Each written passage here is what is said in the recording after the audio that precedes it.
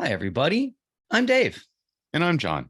And this is Coffee and Capes, our podcast about two of our favorite things. You probably know that by now, but we like to remind you every time anyway. This is our podcast about drinking coffee and talking about geek culture. Yeah. Because that's what we do. Yep. Very, very frequently. Yes. And occasionally we even record, like today. From time to time, when the mood strikes us. Right. Yeah. Almost, not just occasionally, actually almost weekly. Almost. We've only missed like a couple weeks because of like vacations or people almost dying. Okay, I don't remember the almost dying part, but I got pretty sick one week. Yeah, I guess that's right. Yeah. I think this is episode 42. You know what that means, don't you? I believe this is episode 43. Oh, darn. Yeah, you were close. Usually you're like ahead. Usually you're like, I think this is episode 183. No, it's only episode 7. Oh, dang. It's only episode 7. Just feels like 183. We're doing it for so long. Man, we missed our chance then last time. It's 42, it's the answer to life, the universe, and everything. I know, the life, the universe, and everything else. Yes. That's great book. Hitchhiker's Guide to the Galaxy. Truly is. Yes. Yeah, just amazing. So good. All right. So, friends, we're glad you found us in whatever way you did. We like to remind you of all the ways that you can connect with us because we love it when you connect with us. We do. It makes us feel special, loved, and wanted. So guys, if you are watching us, then you found us on YouTube. So nice to see your faces. Hi everybody. If you're listening to us, you probably found us on Spotify, iTunes, Google Podcasts, Stitcher, all of the ways that you can listen to your favorite podcast. Not saying we're a favorite, but hey, thanks for listening. We could be there. We could be a favorite. We said a favorite. Well, we didn't say the favorite. I mean, you could be. Right. We could be your favorite, but we're okay if not. We don't understand. Yeah, we're a lot cool of podcasts out there. There's a lot of people that do this thing. And then on social, if you found us on Instagram, we're at coffee _ the letter N _ the word capes. Then Facebook, we're on Twitter. We have a TikTok channel that doesn't do anything. So you go there and see how inept we are at TikTok. We literally haven't done anything yet with it. So it's just a blank, empty channel.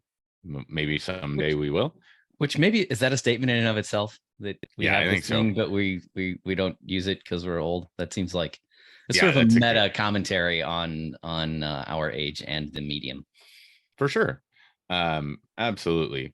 So then you can email us, right? We're at supers, SUPERS at coffeeandcapes.com. And you can find us on our website, coffeeandcapes.com. Or if that's too hard to remember, just go into your URL, type comics.coffee, and you will find us as well. You'll reach our website where we have all kinds of amazingly, heroically great coffee, as well as comic books, subscription boxes, all the things to keep your morning headed in the right direction.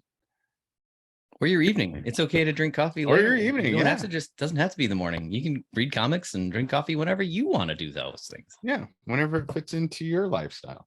Yeah, exactly. John's got our dark roast cup there. I've got the light one.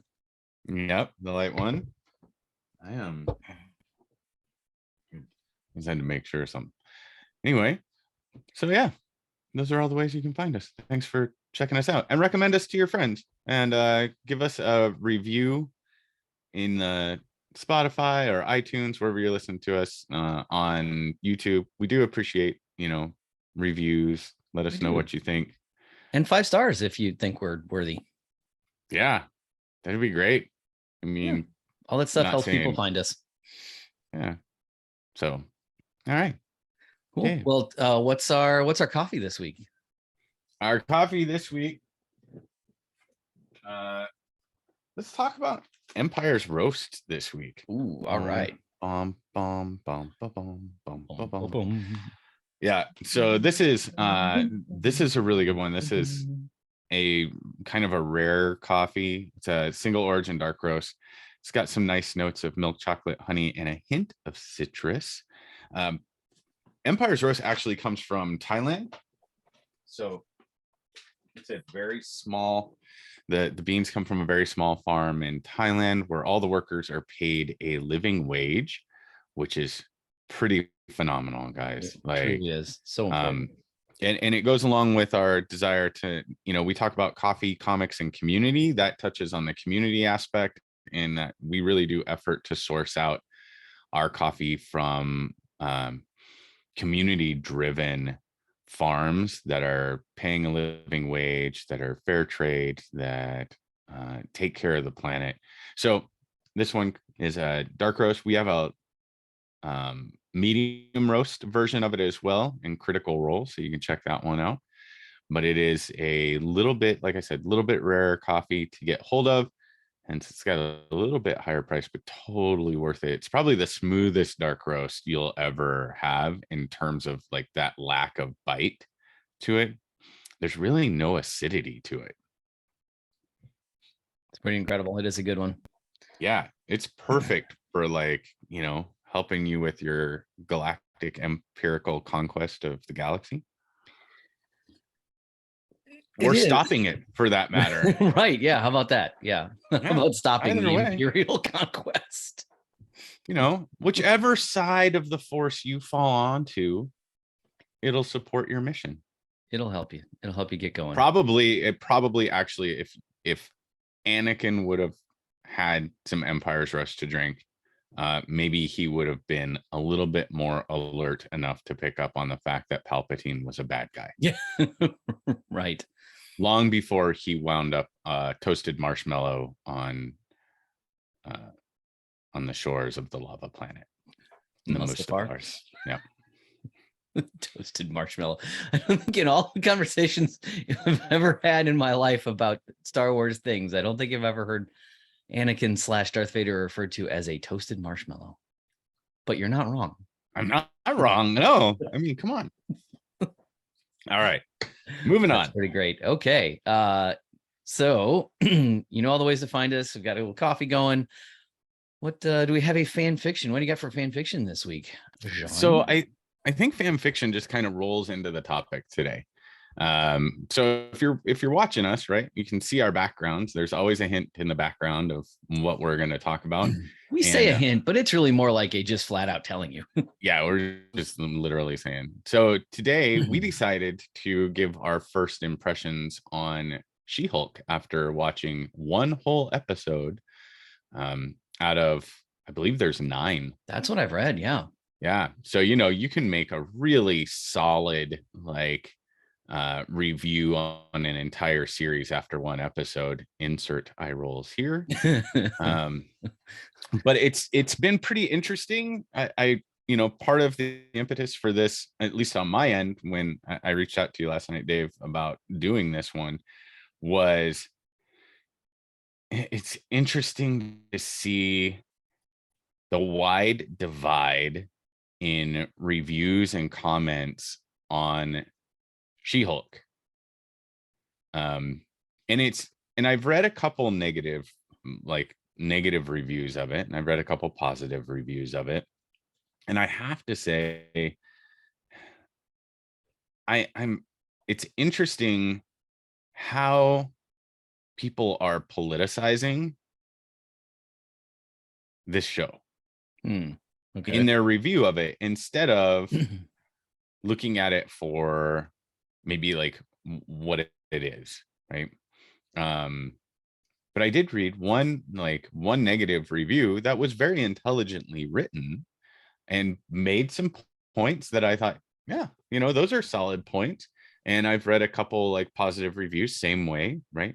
And we'll talk about those as we go along. We've mentioned before that this show probably was going to have a little bit of that around it, because when it was announced, the less community driven aspects of the comic book community, right, the how dare you, like The dude bro types. the dude bro types, the ones that were like, "Oh, we don't need a girl Hulk. We already have a guy Hulk," and all this other stuff like started Why are they being making thrown out there. Yeah, why are they making girl versions of all my favorite characters? Why are they making girl versions of all my favorite characters? Those kinds of things. There's as as much as it pains to say, right, there is definitely a misogynistic underpinning at times to the comic book community, um, that is unfortunate, right? Um, that seems to have issue with like strong women as central characters, Yeah. right? Strong women as a central character, as like the highlight of the show. And some of the reviews and the people talking negatively about the show, that's what it's really focused on, is the fact that they felt like, why is She-Hulk shown to be just as strong as regular Hulk? And that's BS. And, and they're just attacking men and they're just making men look bad and all this jazz. And it's like, I and and it's just another, what was another one I read where it was like, it's just another, oh, poor women have it so hard kind of thing, and all men are bad. And I'm like, I didn't get that. No, not at all. Like, honestly, I didn't, when I so the scene where let's jump to a scene. The scene Okay, where and she's also hold on before we yeah, go. We got to give our standard coffee and capes spoiler warning that thanks, I never do. here there be spoilers. Yeah. That if you haven't watched the first episode and you don't want it spoiled, then you need to stop listening right now and come back later after you've watched it, because we don't hold back from spoilers. We're just going to talk about it because that's what we do. So yeah, totally. Yeah, it's a great point. Thank you very much.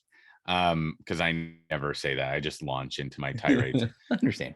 So the scene where Bruce has Jennifer Walters in the plastic cage thing, Yeah, to see what triggers her turn, and he's talking about fear, anger, blah blah blah, all these different things, right? And she's explaining to him that's a normal day in the life of like any woman, yeah, right?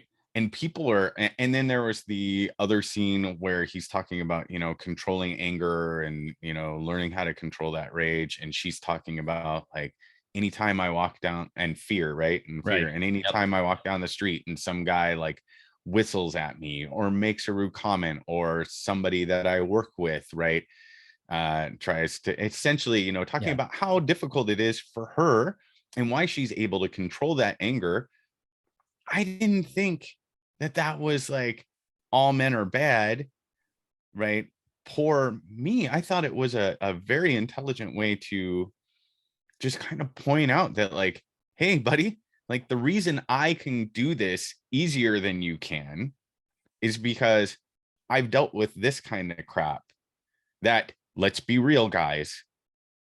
Let's just, for 1 minute, let's set aside our little egos that are so easily bruised, apparently, and say that, hey, guess what? I can guarantee the guys who are like, oh man, just bashing on dudes and man hating. Really? When was the last time you were walking down the street and you were whistled at by a bunch of women who Oh, I'd were, like that. I'd like that. I don't know why the women don't like that. right? Yeah. I'd like that. I don't understand. And How about when we was the just last time you were sitting in a room full of women and you felt nervous? Right? Not unsafe, nervous not just because, nervous, unsafe. yeah, unsafe. Yeah. Dude, get Right. it. Right. Well, and obviously the lead actor in this show, Tatiana Maslany, is a woman. The showrunner, the director, Gao, I'm not quite sure what her, I misplaced who that is right now, but Yeah. is a woman. Like, I have to assume, I don't know who's in the writer's room, but I'm going to assume that there are some women writing this thing. Like, Sure, of people are course. writing from their experience, and it makes sense for the character. You have two different Hulks, and one struggles mightily with how to integrate his emotions. And I think it's one of those great moments to me, that scene you're talking about, where Jennifer kind of explains to Bruce why her experience being a Hulk is different. Hmm. So it explains the difference in character while also naming the real lived experience for a whole lot of Right. women. When she says, I've had to control my emotions. I don't, I don't know if she puts a time limit on it. I don't remember exactly, but essentially my entire adult life, because if I don't, and probably before that, if Yep. I don't, well, then I'm too shrill, or I'm too emotional. I can't be trusted. Or if I get too Hmm. angry, well, then I'm just that angry one. Like, and oh my gosh, if it were we hear this from our Black women neighbors too. Like, oh my gosh, you can't possibly be the angry Black woman in the room. Like, that really sets everybody off. Like, and Tatiana and Jennifer Walters don't have to deal with that piece of it, but still, like, Right. I just don't understand the mindset where, like, oh, I'm so offended by that idea of it. And I just want Well, to say also, just back to the, like, oh, they're making the character a woman. Like, just, I looked it up, and She-Hulk first debuted in 1980. yeah, So that's 40 years ago. 42 years. Yeah, Yeah. 42 years ago, gang. Like, she's Yeah. been around for a while. And there's some, there are some folks that point to that she's different than she was in like Savage She-Hulk, which, the first She-Hulk run, she's different than that run. But guess what, guys? She's gone through a bunch of different runs, just like Captain America's gone through a bunch of different runs, which, Right. Every single character changed in the the whole, they MCU all have, is you different pull, from, yeah. yeah, you Yeah. pull from the run that you feel connected to enough to be able to bring it to life and do it justice, right? Right. Right. um Hawkeye, the Hawkeye TV show, was heavily influenced by the Matt Fraction run oh on yeah, the book. yeah, It was, in the way they did it, the way they looked, some of the little things that we talked about in that podcast, like the little, he's always got some kind of bandage on his face. Like, and the relationship between Clint and Kate. Kate, like, all that stuff, mainly from that one run. And Matt Fraction was like an executive producer or something on that show. We talked about all that. But you could just as easily say, well, that's different from how he was in, when he was first introduced in the Avengers, and Of his course it, relationship to Swordman was completely different. And that's gone through different changes throughout various iterations of that. Like, that's just part of the medium of comics. Like, yeah, and every single character in the MCU, including our favorite white men, Tony and Cap and Thor and Bruce, all of them are a little different in the MCU. And it's better that, isn't it better that way? yeah. And Isn't like it's a little more interesting. some of those guys are pointing back to and knocking like Captain Marvel and Brie Larson. And it's like, guys, your colors are really showing here, in that you clearly are afraid of strong women, Yeah. right? Which, if that's what you think, and you're in comic book land, you're kind of setting yourself up for disaster there. Like, Yeah, right. comics And are if full of you're, strong women. It's kind of the point. yeah, right. I mean, and if you're afraid of strong women, guys, man, that's a tough life. Like, I Yeah. love that my wife is strong. Right. Like, she's physically strong, she's emotionally strong. Like, she's a strong lady, and man, that is great, because as partners in life, that means when I don't have the ability to be strong, like, I can lean into her, right? When she doesn't have the ability to be strong in a situation, she can lean into me. Right. And just from the physical aspect, like watching her lift, I'm like, man, she is awesome. Um, this like fear that, and I don't even know that it is fear. I mean, I think it's just fear at the end of the day, that, like, strong women are going to take over your favorite, like, medium of comic books. guys, it's never gonna happen. Like maybe there's a point where it evens out a little bit more and there's some more equality and what have you. But like comics are about equality. Comics are about community. We say it almost every Yeah. episode because it comes back to that so often. Like everybody belongs, and finding a place where you belong. And Yeah. here's the thing, it's not pie. It's not a zero-sum game. Like there's not a Right. limited number of seats at the table. Yeah. It's an infinite table, and we're just making room for everybody. I think that I think there was a segment of the community and the population that went into this wanting to hate it. Sure. Yeah. Yeah, that makes sense. Right. Yeah. That they were already set in their mind. Same thing with Captain Marvel as well. Sure. Like they just went into it with this idea of like, no matter what happens, this is a man bashing hero. Like, I hate this show. I'm going to watch it just so I can talk about how much I hate it. That kind of thing. Instead of going into it with like a truly open mind and saying, I wonder what this is going to look like. Right. Right. And the reality is like She-Hulk is strong. Sure. She's strong. Well, yeah. In the last 2-3 years in the comics, it hasn't even been She-Hulk. She's just been Hulk. Mm-hmm. And she's been bigger and stronger than any of them.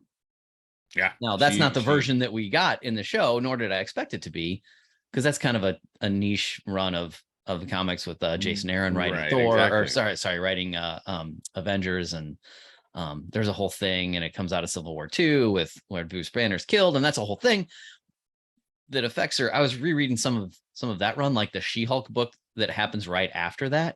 Mm-hmm. And that's pretty interesting stuff. Yeah. But that's not the main inspiration for this show.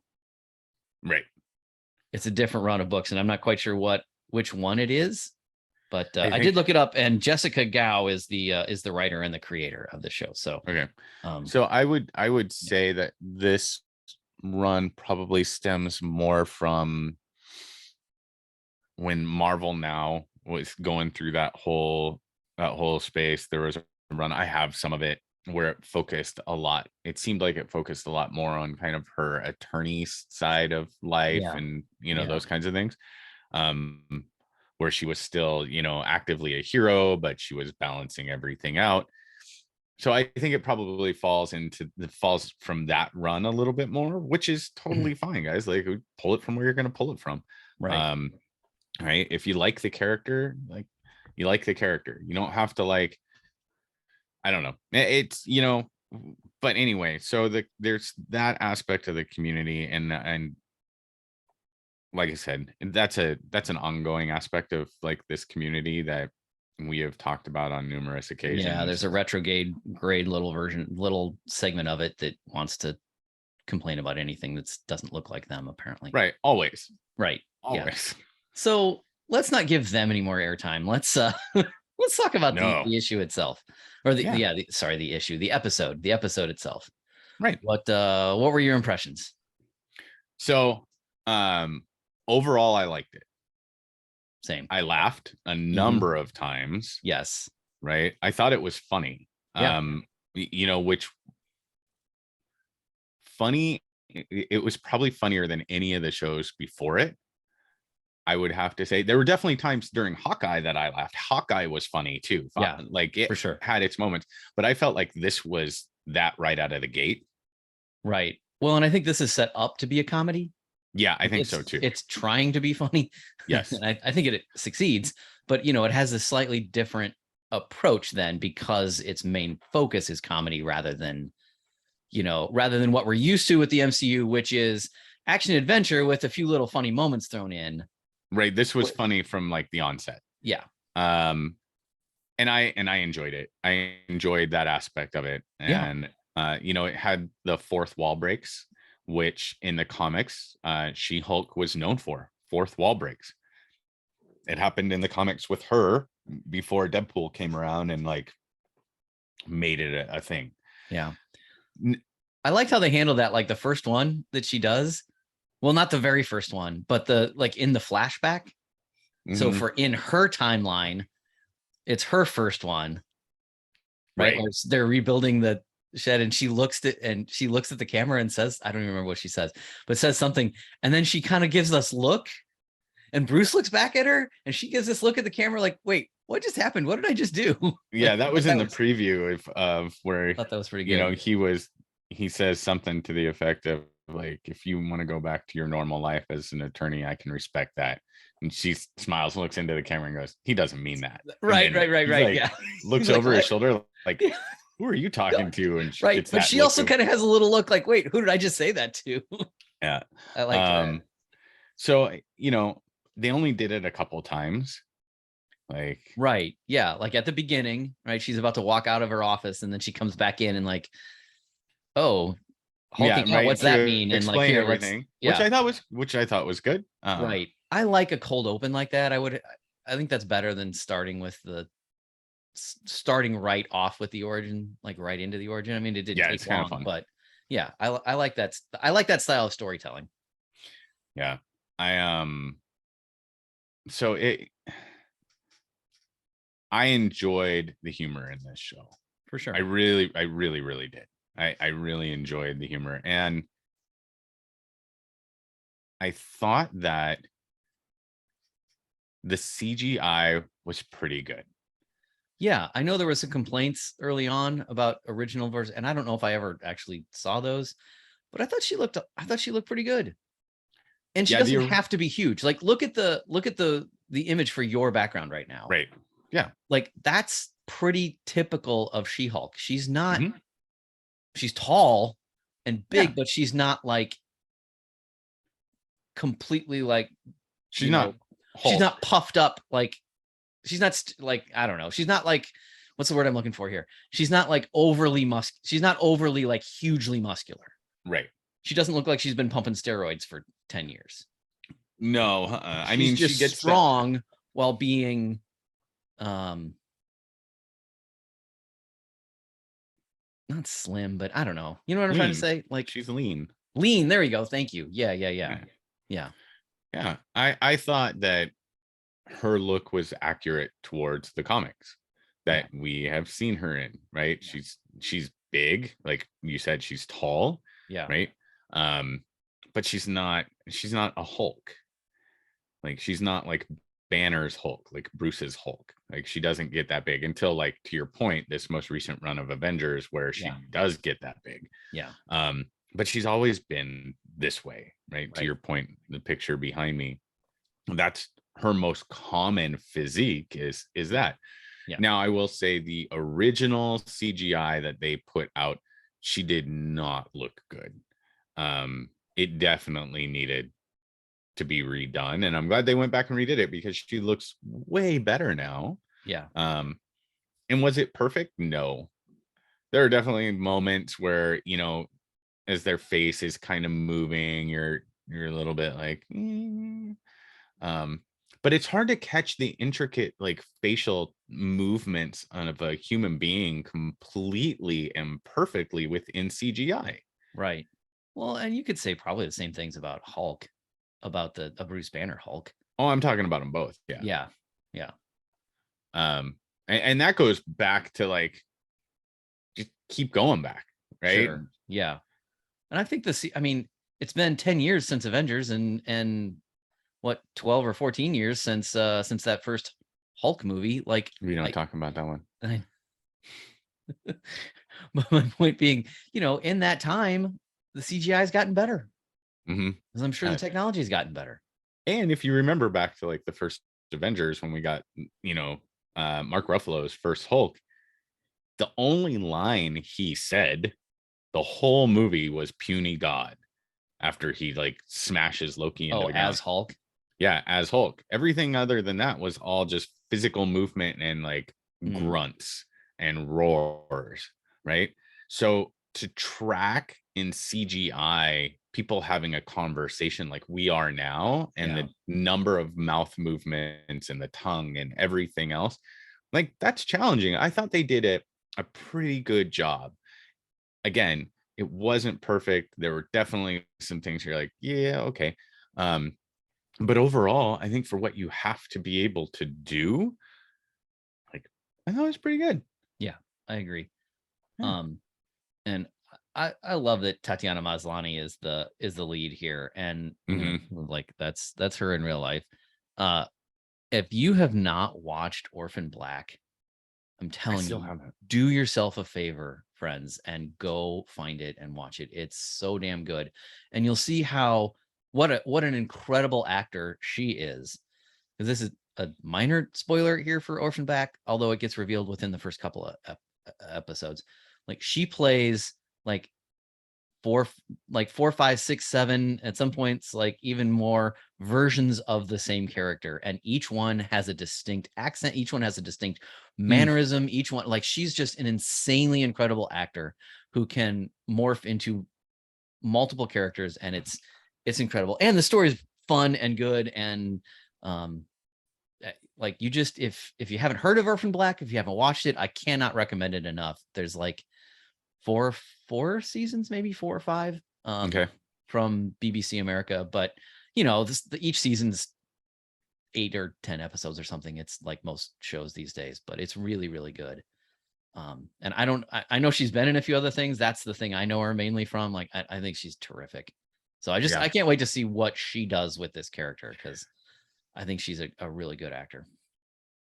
Yeah, I and so you bring up a really good point just towards the end of that, which is I can't wait to see what she does with this character. It's been one episode, Yeah. and people like are talking about how the show is garbage and all these other things. And also on the other end of the extreme, right? This is the greatest show ever. And like, We don't know guys, yet. we don't know. Yeah, the Yeah, jury's still right. out. Like, this has Right. been one episode. Literally in this show. Yeah, like if you take this as a singular episode, and I'm just looking at this as a singular episode, I thought it was funny. Yep. I thought it was a really nice introduction without dragging it out. Right. Right. That's something that we've seen in some other shows that actually was kind of an annoyance to me, which is like dragging out the character's origin over 2 to 3 episodes, which to me is, like too much. Like you need and that's an hour and a half of origin, right? And then you get into some more aspects of kind of the show. This I liked because I thought they did a really nice, like without it becoming too much of like a montage. Right. Yeah. It felt with the conversations that they had, with the way that they went about it, everything else. Now it's a little different than the comics, right? In the comics, Jennifer Walters needs a blood transfusion. Bruce is the only one that can give it to her. He gives her the blood transfusion, and that's what happened. Yeah. That's how she ends up as Hulk. Can we talk about that scene for a second? Because yeah, I think that scene was maybe probably my biggest disappointment in the show. Mine too. Yeah. Like, really, they Bruce is bleeding a little bit, and she's got an open cut. Jennifer's got an open cut, and that like half a second of mingling of blood is enough. Like that part is a lethal dosage of gamma radiation, and they try to explain it later. Yeah. Right. With something about our unique DNA. And I mean, that's a very comic booky kind of thing. Like you're going to have that stuff. Like that's part of the story, part of the medium that is comic books. Like weird things are going to happen, like time travel or magic hammers or, indestructible shields, whatever. Right? Like, a guy can be frozen in ice for 70 years. Right. But yeah, to your point, like 3 drops, a few drops triggers that. I was disappointed in that, because that to me felt like lazy and rushed. Yeah, I agree. And it brings into question, well, has Hulk bled on anybody else in the 10 years of these movies? And if so, what happened to them? Was it a lethal dose to them? Did it kill them right away? Or did it turn into, are there hundreds of other Hulks out there that we don't know about because he bled on somebody? Like Well, and he tries I to don't know. explain it that it's their unique DNA that, Yeah. like, because he says it would have been a lethal dose of gamma to anybody else, but because of their unique DNA ability to connect with, like, there was a whole explanation for it from Banner. But again, to me, it felt that was, I agree with you. That was the part I was like, I'm a little disappointed here. I thought they were going to have the accident. She gets the cut, starts to bleed out, and then we get the blood transfusion. That's what I thought too. That's and what I was expecting. instead, they went the lazy route. Yeah. Oh, get away with from it. me. Like, what, he's a vampire now? Like, you touch his blood and it changes you or Right. something? I just thought that was so lazy. And then I thought the explanation that they did later, to your point, it's comic books. You get the, the suspension of disbelief, right? Yes. That we have to do with comic books at times. That suspension of disbelief where we're like, I am willing to accept that a man acts as a solar battery for the sun and can fly anywhere and do anything. However, a little green rock can take him down. Come on, guys. Really? Like, you have to suspend your disbelief at some point. Yeah. But I'm okay doing that if it makes sense Internally. It has to have that internal connection or consistency. Yeah. Right. And the fact that they just went from the blood transfusion, which is where I thought they were going. I was like, oh, okay. It was perfectly set up for that. Right. He's going to take her. Yeah. She cut on her wrist, right on the vein there. She's going to bleed out. It's going to have to do the transfusion. But no. I thought that's where we were headed. And then it was drip, drip, drip. And you saw her veins start to turn green. And I was disappointed at that. Yeah. I was like, oh, in the writer room, somebody was like, well, we have to do the blood transfusion. No, it's too much. Yeah, right. Let me explain. No, it's too much. No. Sum up. I sum up. Yeah. They went for the sum up route. Yeah, they went the sum up route, and the sum up route only works in Princess Bride. Yeah. It's the only place the sum up route works. Yeah. It does not work in the origin story of a superhero show. Yeah. So disappointed in that. Yeah. Yeah, I would agree with you. Past that, right? I thought the interaction between Bruce and Jennifer in Hulk form very much had that there was the Michael Jordan Larry Bird. Yeah, the McDonald's commercials with the they're playing horse.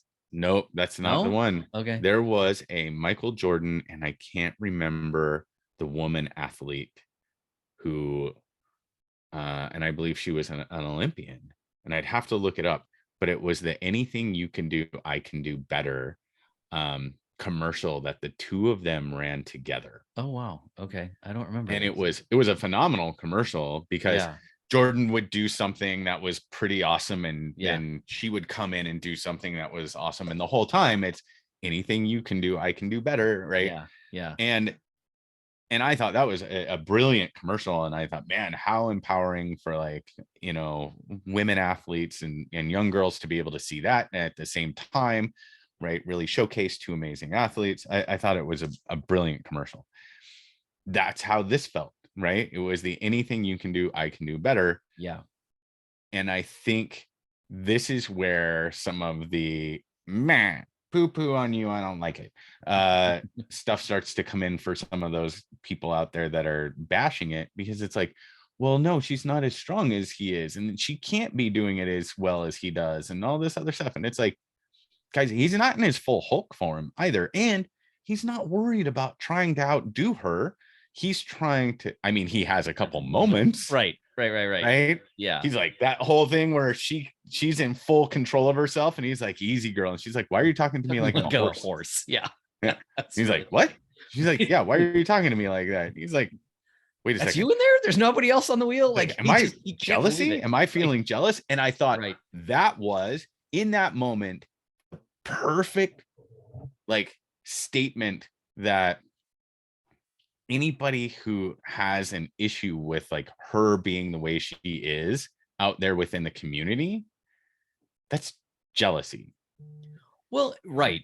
But it's also true to life. That's probably how it would go. If you've been struggling with something for 10 years and you finally feel like, okay, I've gone through this long, laborious process to get a handle on this thing that's I been got a bothering me. syllabus. Yeah, I got right. The foot thick syllabus.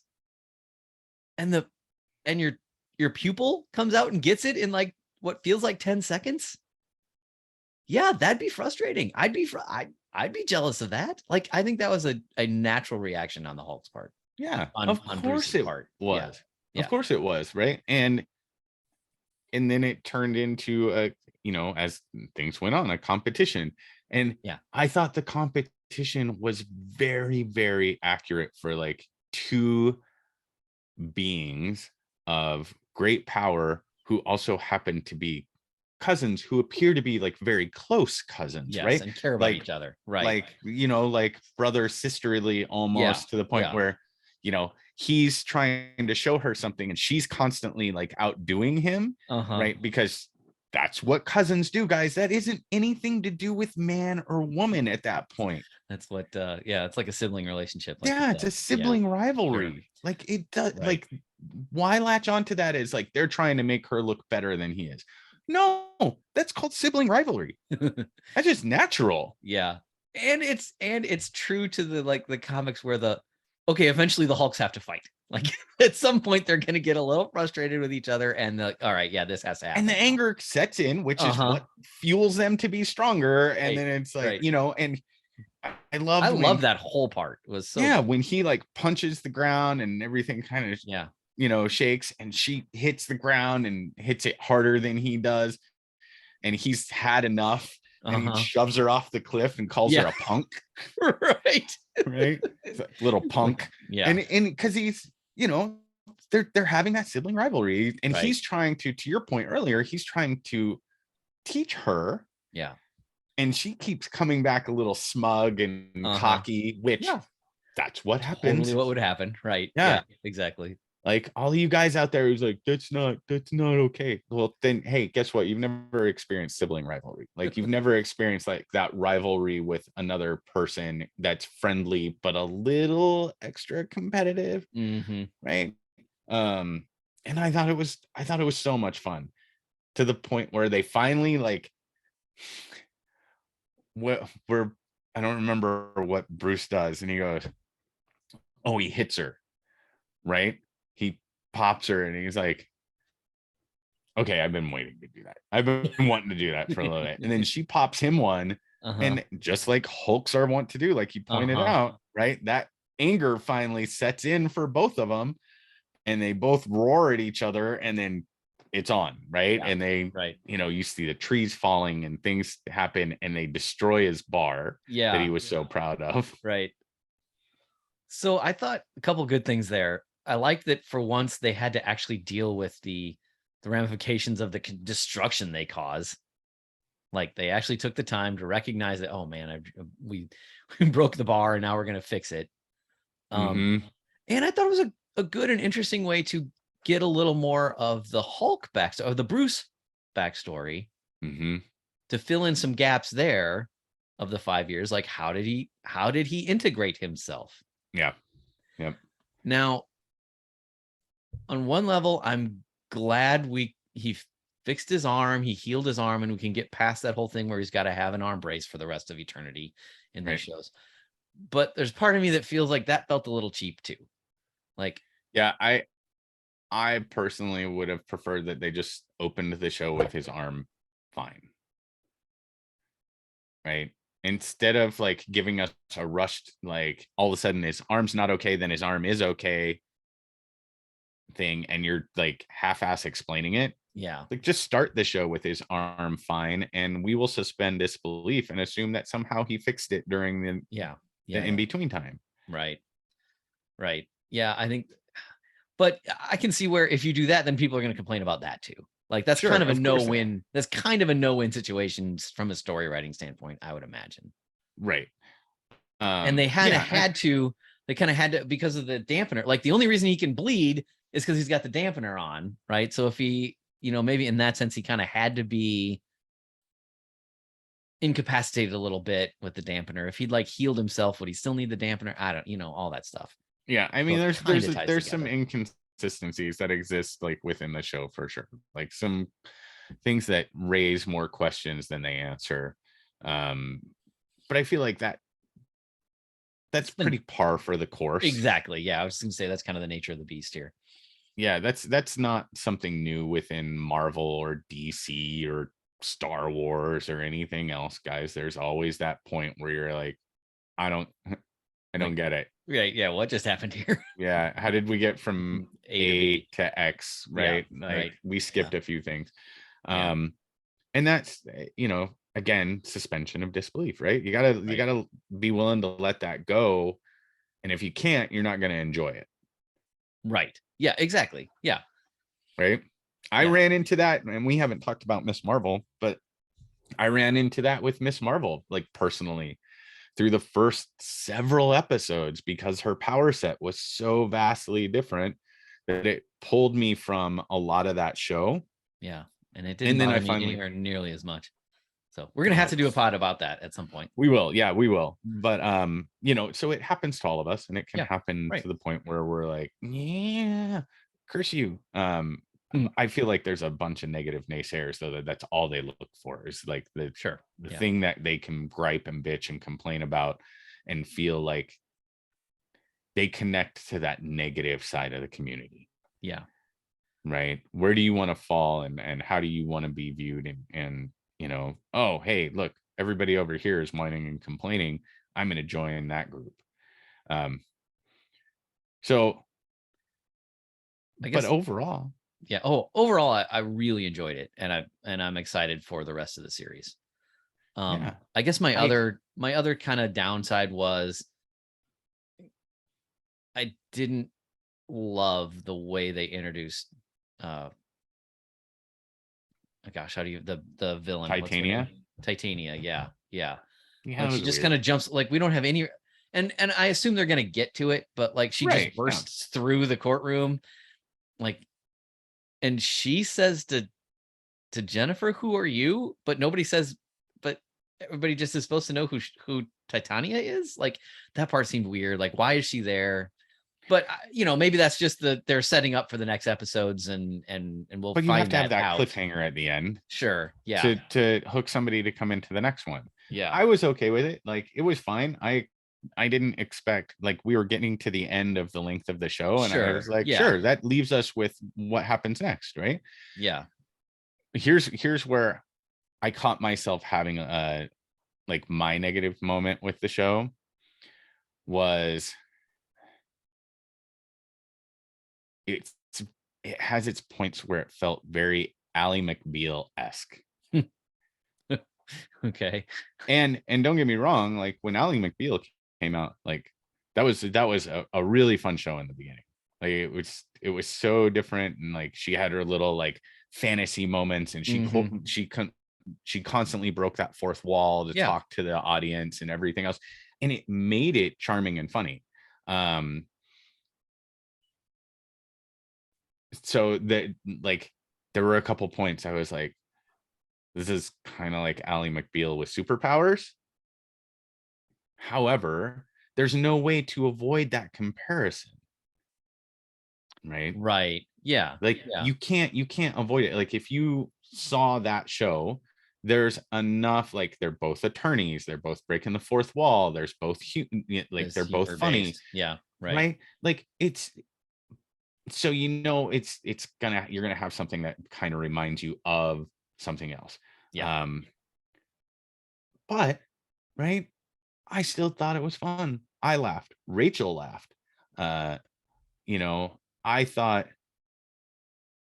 thought in terms of putting a strong female character on screen,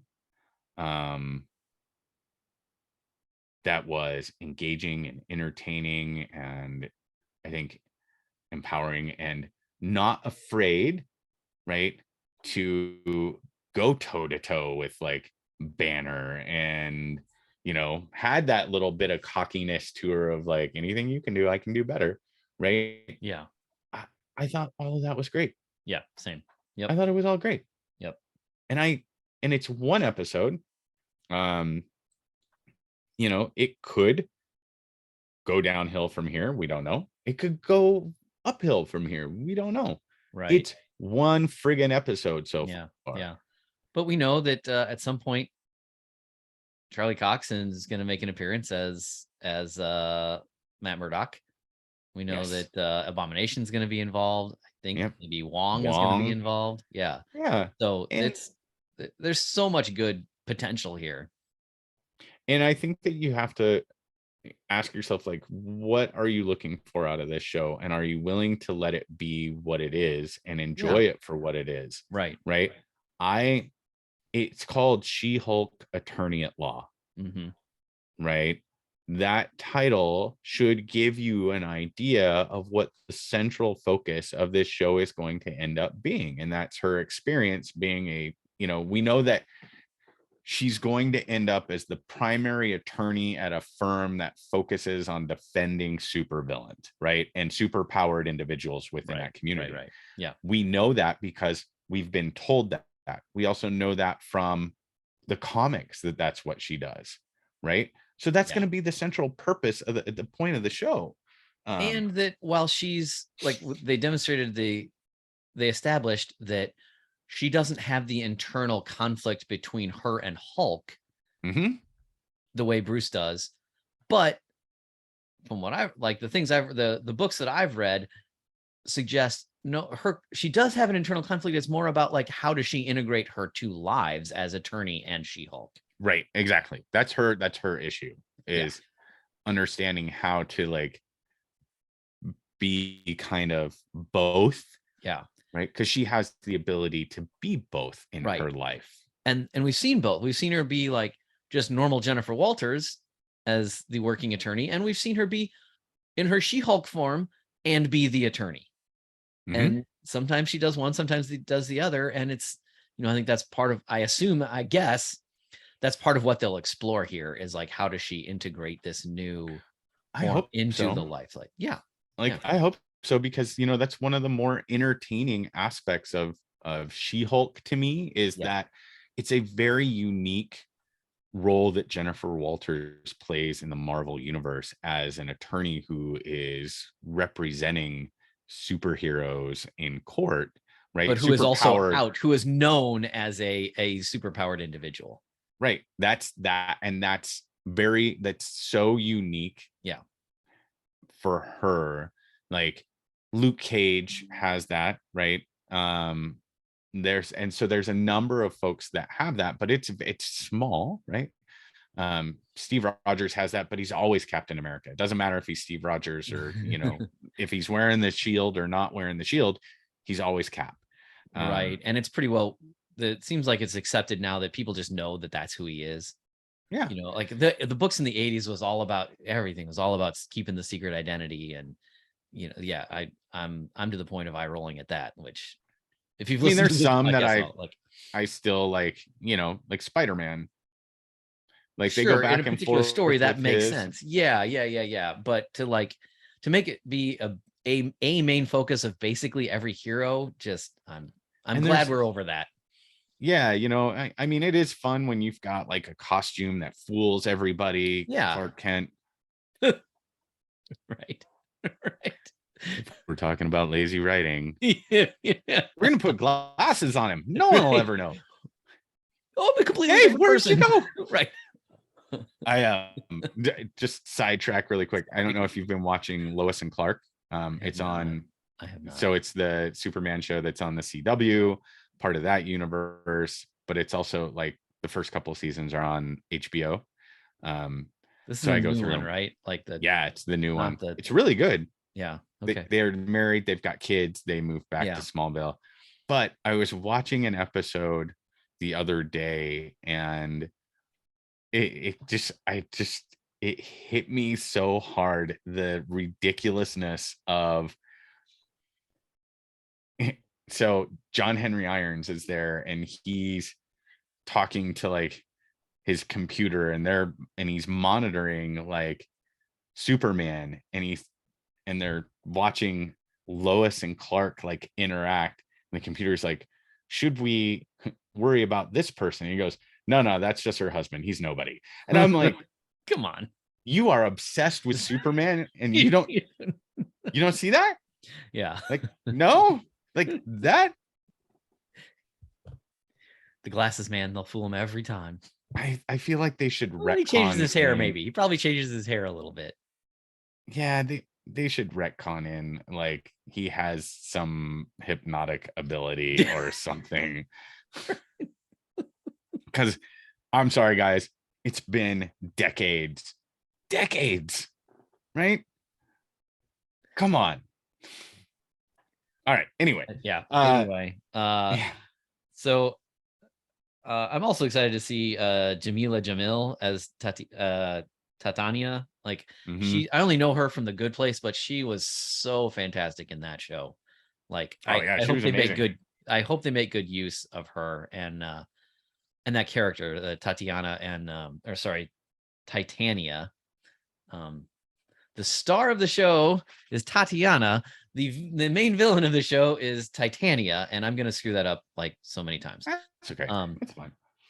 But you know, those two characters, She-Hulk and Titania, have a pretty interesting relationship. And actually, in the most recent She-Hulk book that came out in the last, I don't know, 6-8 months, like the very first issue, they're like talking to, they're kind of sparring, but they're kind of like, do we really need to do this? And it's pretty interesting. I don't expect them to be friends in this one like that, or frenemies, right.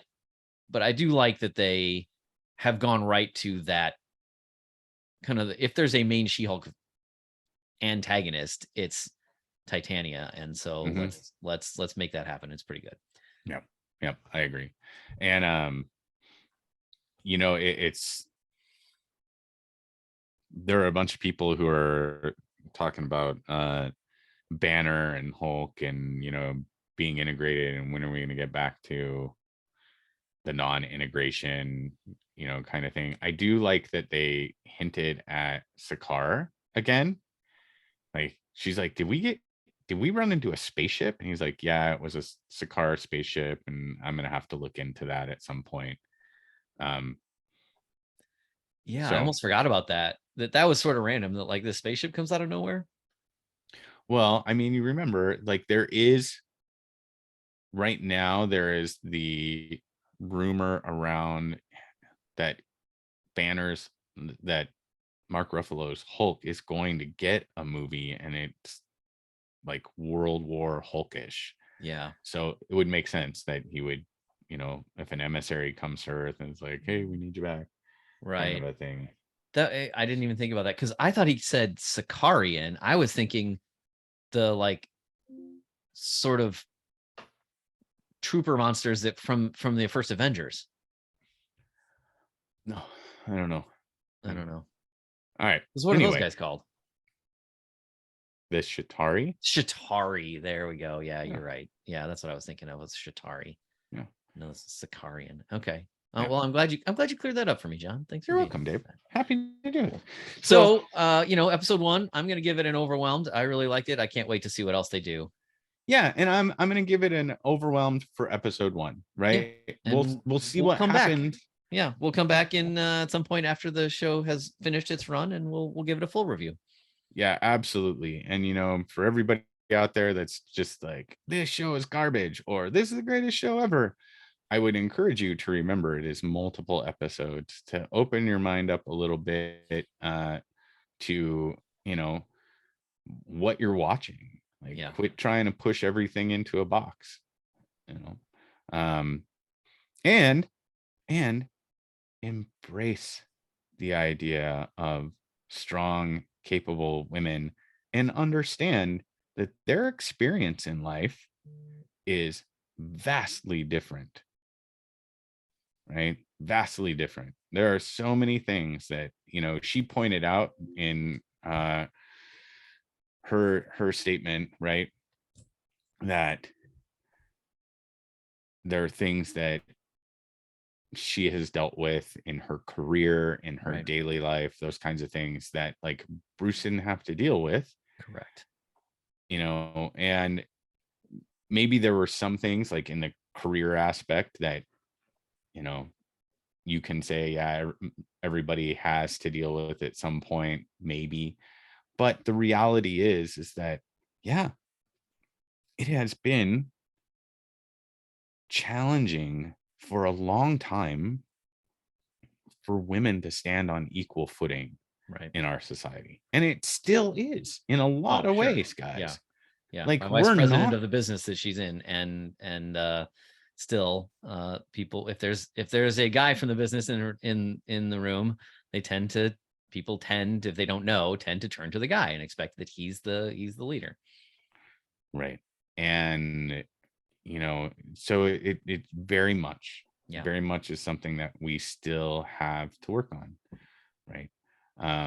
And recognize as a truth, and not just try and shut it down because it makes you uncomfortable, Right. or Yeah. That's a good triggers point. your little, I don't like that she's making men look bad. Bro, she's not making all men look bad. No. She is talking about the experience that she has with the men that she interacts with. And if it makes you uncomfortable, guess what? You're probably one of those. Yeah, unfortunately. Right. Yeah. So don't do that. Don't be part of the toxic Yeah, don't do masculinity. that. Just live your life. It's an evolution. It should be a constant evolution of how we interact with each other in the world. Like when we see and hear about somebody's experience, and even if we're not responsible for creating that experience for them, We we can can still be appreciate that.